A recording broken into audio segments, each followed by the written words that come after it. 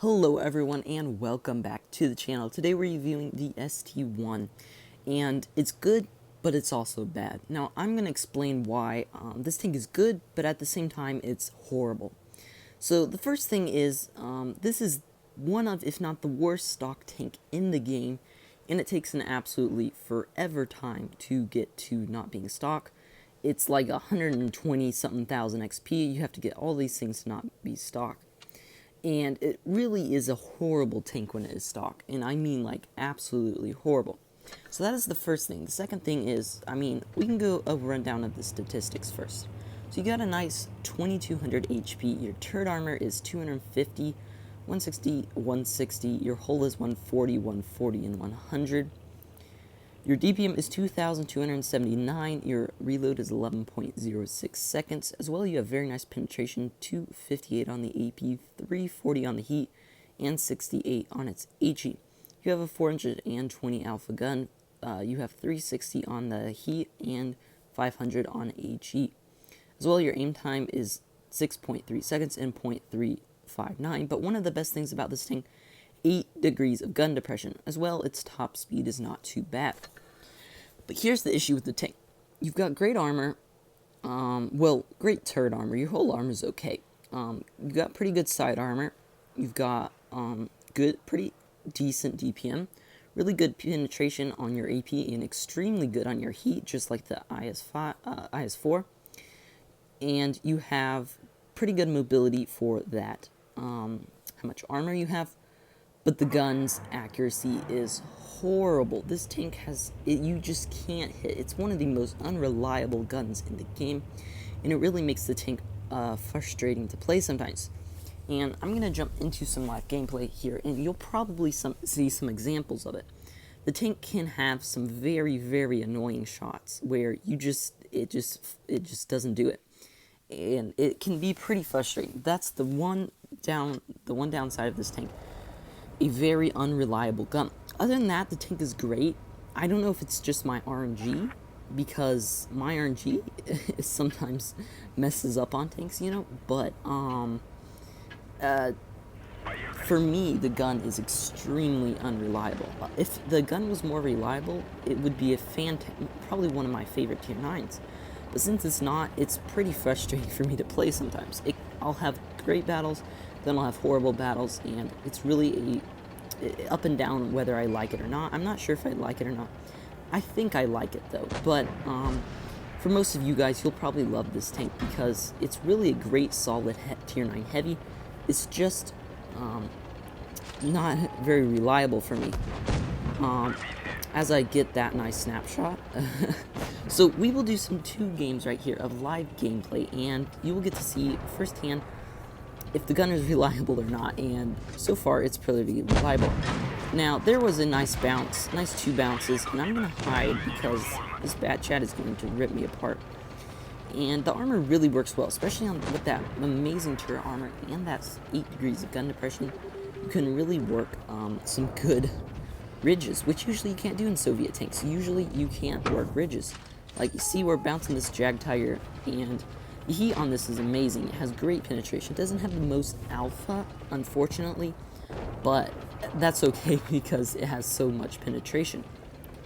If we could get an HE in here, that would be amazing on that WT, but I don't think we're going to. There we got a beautiful shot onto that E75. So, as you can see, the gun can still be amazing, which I think it has more to do with my RNG, because on certain tanks I just have horrible RNG. But yeah, so I would say it's a great tank. Personally, I think it's a good tank. It just, maybe they could get the dispersion a little better, and then it would be perfectly fine a tank. As you can see right there, I'm talking about the unreliability. As you see, I bounced that Jag Tiger. But I really think the tank is really good at holding position, side scraping, and just holding any position. Like this, I'm holding this position right here so that they can't push down and catch our heavies or TDs off guard. But most of them flanked around, so I've really just been keeping them in this position. But as this WT pushes, I'm going to push with him because he needs some support against this Jag Tiger who I've been having a lot of issues with. So we're going to sneak a heat shell into there. We don't want to get tapped back because we are starting to get on low HP. But another thing about this tank, has great HP. So now I will go over the playstyle. So the playstyle of this tank is just kind of your generic heavy. Side scrape, go hold down. This tank is amazing hold down, amazing side scraper. And just try to angle those sides and so you can get those bounces. As well, you have a very strong turret, and your hatch is actually pretty strong as well for a hatch. It's kind of surprising. And the only thing is, you gotta know that when you take kind of more risky shots, they're probably going to miss. That's just how this gun is. It's not the most reliable, like I said. So a lot of your shots that might hit in other tanks aren't going to hit in this. Now, I played this game kind of just back because I didn't really want to die on my first battle for the video, but next one I'll probably play much more aggressive and show you how to play aggressive. That was more of my defensive playstyle. Keeping that E75 from pushing, keeping that Jag Tiger from getting to a beautiful hold down position, and if my team would stop being annoying, we'd get an HE in there for the kill, and we do get one kill. Now, if you look right there, our team is doing some interesting things. Don't know what was going on right there. But we did finish that game on an okay 1200 HP damage and one kill. So let's jump into a second game where I'll show you the more aggressive playstyle that you can play this tank as. And for the armor this has, the speed isn't too bad. You're going around 30 kilometers an hour most of the time. And you can't get into the most aggressive positions, but you can still get up to a good position generally in time. It's not as fast as something like the IS-4, which it leads to, but it's still got enough speed where it's not horrific, like something like a Mauschken or VK45.02B, which is just astonishingly slow. So I'm going to push up to the hill because this tank works pretty good on this hill. You can get sneak some shots into the meds. You can get anyone on the other side because you have that amazing hold down ability to do on this ridge right here sometimes. So it can work pretty good. Now, unfortunately, our team is pretty much just in spawn. It looks like this light is... some of them are getting out of spawn, but of course our two DDs are camping because this map is probably one of the most heavily camped on maps in the game. And oof, kind of pulled the trigger a little bit late on that shot right there. Didn't want to miss it, so I aimed it, but of course by the time I fired, as you know, I did miss. We can go for maybe a hatch shot on this guy. Ooh, there, as you can see, the reliability of the gun is starting to show a little bit more in this battle. It can be pretty hard to get some shots like that. Now, if we go for a nice shot on this ISU, there's no chance that didn't hit. That was right on him. If he will get spotted up, we can probably... I'll go ahead and go for another one. He's most likely still there. And as you see, the gun has a pretty good reload.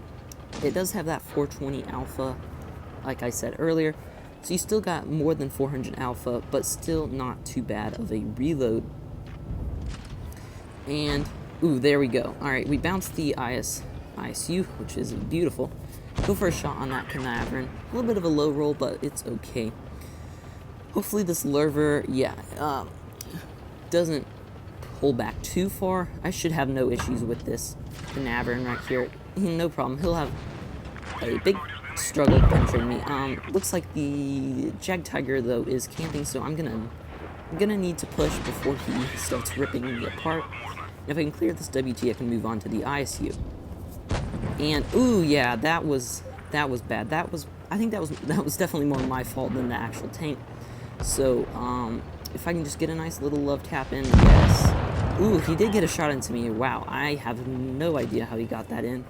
Straight through the weak spot. It looks like that hatch there is a weak spot. I'm very surprised that he hit that because I was coming in pretty fast. But as you see, it works very good on places like that. You can pull up, take a shot, and usually you'll bounce because of your very strong turret, and your hull works pretty good as well whenever it's at any sort of angle. And now if we can get a shot into this Jag Tiger, that would be amazing, but I don't know if we will be able to at this distance.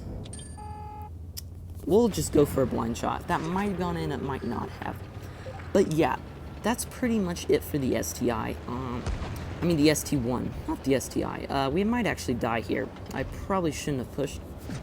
Yeah, as you see, no chance of any of that. And yeah, we died because team is just kind of sitting there. Don't have a clue why I didn't push. But of course, it will be fine. But yeah, that's the STI. So I hope you guys enjoyed the video. And I think it's a good tank. Just has a little bit of issues with that accuracy, which is really the only reason I don't like the tank. But in my opinion, I don't really like the tank that much. I think it just has to do, like I said, with the accuracy. But you guys probably will still like it, so I do recommend the tank. As well, leads to one of the best tanks in the game, the IS-4, which is an amazing vehicle, great penetration, great armor, and I will be doing a review on that as soon as I get it. Hope you all enjoyed the video, and I'll see you next time. Bye.